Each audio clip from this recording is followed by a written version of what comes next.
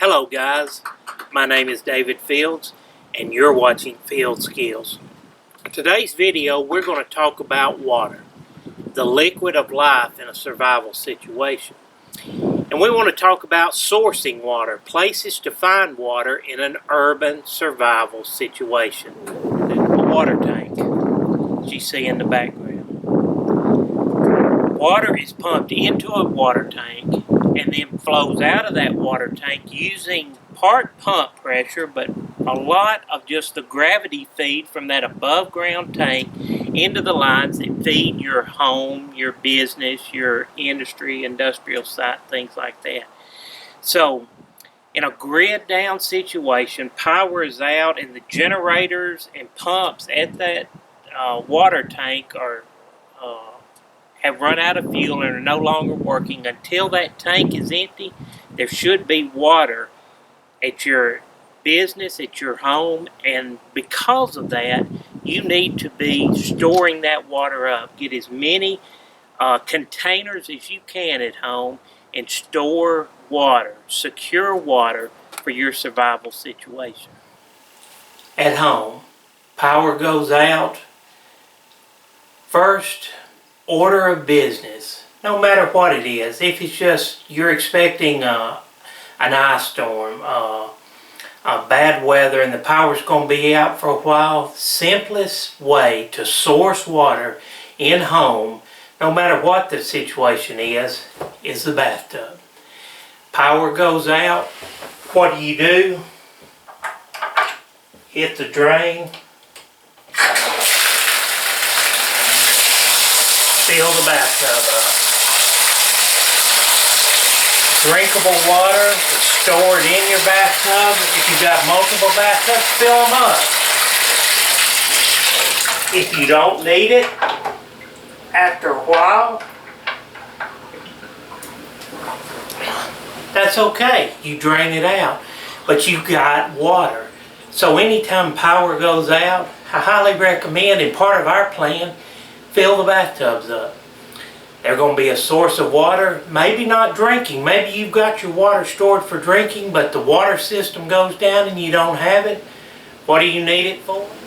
You need it for the toilet. A bucket, fill the tank, and you will still have your sanitation and your toilets working for a while till the water comes back on. Of course, we can mention that toilet tank can be a last resort for a source of water. I wouldn't get it out of the toilet bowl, but out of the toilet tank it's still drinkable water. I still may boil it, but it is clean water. But you fill your bathtubs up, even if you don't need it over the short term for drinking, you can use it to flush your toilets and have that as you hunker down at home in that survival situation. Every home that has a tanked water heater already has a storage capacity. Just like we talked about in the urban type setups, and a water heater can be drained right there. Simple water hose, and you drain that heater. When the power's out, the water's out, you've got 20, 30, 40 gallons, depending on the size of your water heater. You have water pre-stored in there, and in any home that has it. Now if you use a tankless, an on-demand water heater, you don't have that storage capacity because that water is not being heated in there. But once the power's out and that water is going to stay in there till you drain the tank, and draining the tank provides you with a source of water. Scavenging.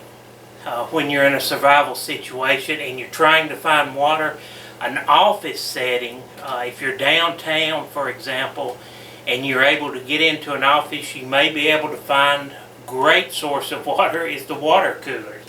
As we have here, and many offices are going to have something like this. It has drinking water readily available.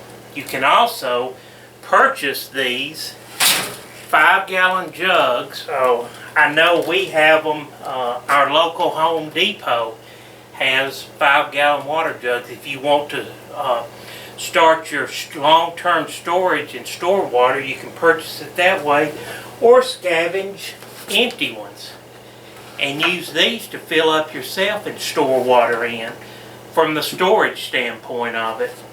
But finding it out, trying to get home from work, from in the city, in town, check your office situations. You may be able to find a good source of water there for your survival needs. Water is out, the water pressure is gone, power's down, grid down scenario. What do? Multi-story buildings.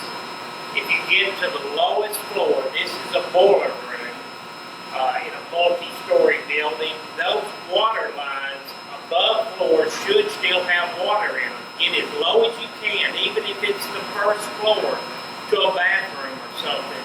There should be water that gravity will drain out to be able to source water in a survival scavenging situation. So also, when we think about the same way at home, if we talk, you may find a water heater in a commercial type building. Be able to unleash it. This should hold, this is probably a 60-gallon water tank here. Finding water in here. The grid's down, power's down, water isn't running. Sources of water can be found in your water heater in a commercial type building. Larger quantities of that water. Industrial, urban, downtown situations, water is locked up on the outside. It's not like home where you go out and there's faucets everywhere. In an urban situation, they generally, the newer buildings have a locking water outlet water valve. And it's nice to have a 4-way stem key to access that water if you need it. On the outside, you've got a lock right here to unlock it, and then you go inside, get the right key,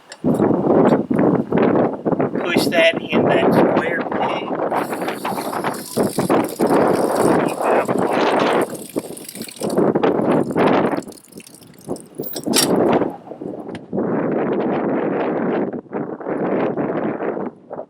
water. Sourcing it in an urban survival situation. Key to it is really a lot of common sense and just looking around. Where is water? What equipment holds water, and how can I get that out? Water heaters.